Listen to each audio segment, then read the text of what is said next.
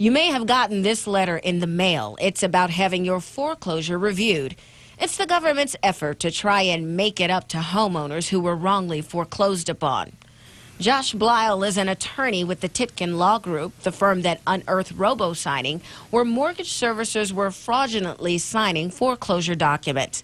He thinks the independent foreclosure review has good intentions, but is flawed. It's multiple layered as to why I don't think it's necessarily going to be or have the impact or the relief that people hope it does. The review is free, but is reserved for homeowners who went through a foreclosure in 2009 or 2010.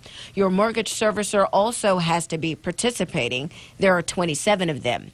You're required to fill out an initial form and will be asked to provide evidence that you were wrongly foreclosed upon. Blyle thinks that will just lead to more frustration for the borrower, and that's not all. It's never been clearly defined what the homeowner that was wrongfully foreclosed against is going to receive.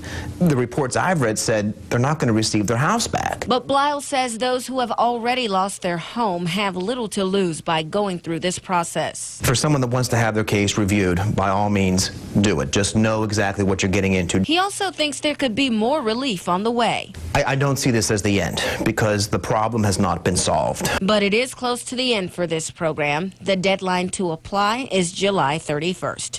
Keely Fulton, WPTV, News Channel 5.